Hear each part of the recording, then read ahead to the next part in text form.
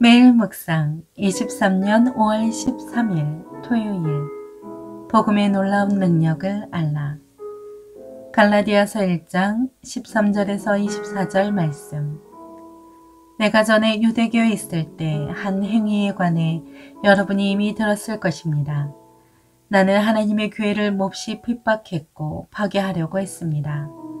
나는 내 동족 가운데 나와 나이가 같은 또래의 많은 사람들보다 유대교를 믿는 데 앞장섰으며 내 조상들의 전통에 대해서도 매우 열성적이었습니다.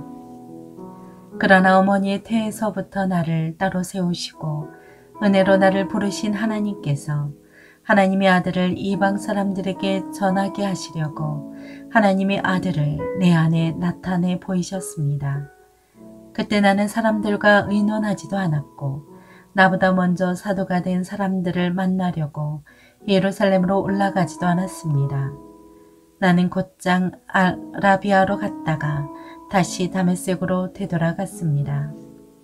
3년 뒤 나는 게바를 만나려고 예루살렘으로 올라가서 그와 함께 15일을 지냈습니다. 그리고 사도들 가운데 주의 형제 야고보 외에는 어느 누구도 만나지 않았습니다. 내가 하나님 앞에서 장담하건대 내가 여러분에게 쓰는 이것은 결코 거짓말이 아닙니다. 그 후 나는 시리아와 길리기아 지방으로 갔습니다.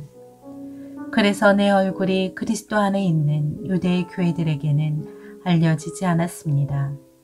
다만 그들은 전에 우리를 핍박하던 사람이 지금은 전에 그가 파괴하려고 하던 그 믿음을 전하고 있다 하는 소문을 듣고 나로 인해 하나님께 영광을 돌렸습니다. 아멘. 묵상 길잡이.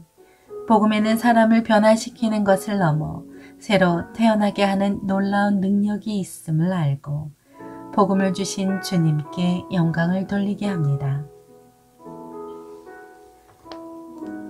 갈라디아서 1장 15절에 따로 세우고 즉 택정은 경계선으로 구분한다는 뜻입니다. 여럿 중에서 선택하여 정하거나 구별하거나 임명하는 것을 말합니다. 사도 바울은 교회들에 보내는 그의 서신에서 자신이 이방인의 복음 전도 사역을 위해 하나님께 택정되었다고 소개했습니다. 복음으로 인해 예수님을 만난 사람은 다시 태어납니다. 바울은 원래 유대교를 열심히 믿으며 교회와 그리스도인을 박해하고 무너뜨리는 데 앞장섰던 사람입니다. 그런 그가 예수님을 만나 다시 태어났습니다. 첫째, 인생의 주인이 바뀝니다. 바울은 자신이 예수님을 찾는 것이 아니라 예수님이 자신을 부르셨다고 고백했습니다.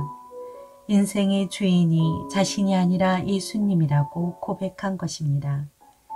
이처럼 예수님을 만나면 인생의 주어가 나에서 예수님으로 바뀝니다.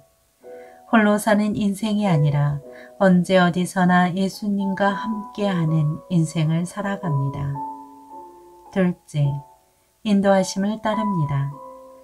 예수님을 만난 바울은 혈육과 의논하거나 다른 사도들을 만나지 않았습니다. 그저 예수님이 인도하시는 대로 따라갔습니다.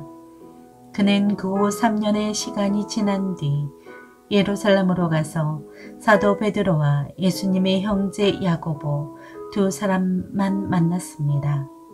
그는 사람을 의지하기보다 예수님만 의지한 것입니다. 셋째, 하나님께 영광이 됩니다.